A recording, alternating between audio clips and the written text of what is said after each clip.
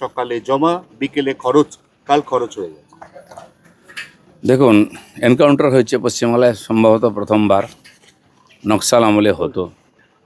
আমরাও এনকাউন্টার করতে চাই না, কিন্তু তখন যখন ইউপি বিহার এনকাউন্টার হচ্ছিল, আজ সেখানকার মানুষ শান্তিতে আছেন, তখন এখানকার যারা সরকার ছিল টিএমসি, আমরা এনকাউন্টার চাই না বলতে বলতে সমস্ত দুষ্কৃতকারীদেরকে মাথায় তুলেছিল।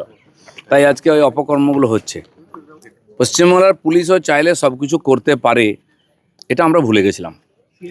সেজন্য পুলিশ হিম্মত করেছে মানুষের আশা আকাঙ্ক্ষাকে সামনে রেখে। আর অপরাধের ব্যাপারে জিরো টলারেন্স, এটা আমরা বলেছি। এটা যেমন 24 ঘন্টার মধ্যে অপরাধীদের ধরেও নিয়েছে, আর যখন পালাবার চেষ্টা করেছে, উৎপাত করেছে, তার উপরে গুলি চালাতেও দ্বিধাবোধ করেনি। সেজন্য অপরাধ দমনে পুলিশের হাত কাঁপবে না, সরকার পিছিয়ে যাবে না, এটা প্রমাণ হয়েছে। এবং মুখ্যমন্ত্রী হিসাবেও শুভেন্দু অধিকারী দেখিয়েছেন যে নিজে স্পটে দাঁড়িয়ে কি করে আইন শৃঙ্খলাকে ঠিক করতে হয়। সরকার যেমন বিরোধীরা ফটো তুলতে গেছেন, এবং সরকারের মাননীয় মুখ্যমন্ত্রী মন্ত্রীরাও গিয়ে স্পটে পৌঁছে সাধারণ মানুষ সহ আন্দোলনকারী থেকে পীড়িতার পরিবার সবার সঙ্গে কথা বলেছেন। একটা সরকারের এটাই হওয়া উচিত।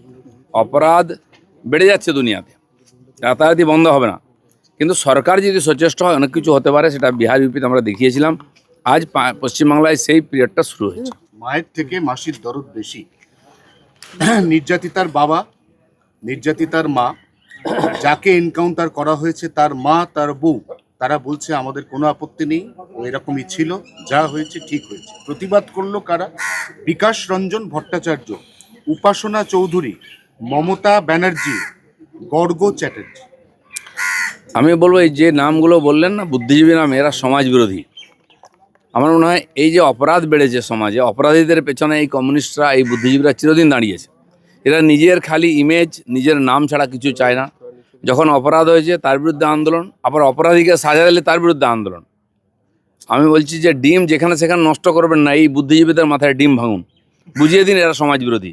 আর যদি সেরকম হয়, এরা এর বিরুদ্ধে দাঁড়ান, যে অপরাধী এবং যে অপরাধীকে সাহায্য করছে, সমর্থন, দুজনকেই সমান ট্রিটমেন্ট করা হবে। আরো ভালো ভালো খবর দেখতে সাবস্ক্রাইব করুন বাংলা হান্টের ইউটিউব চ্যানেল।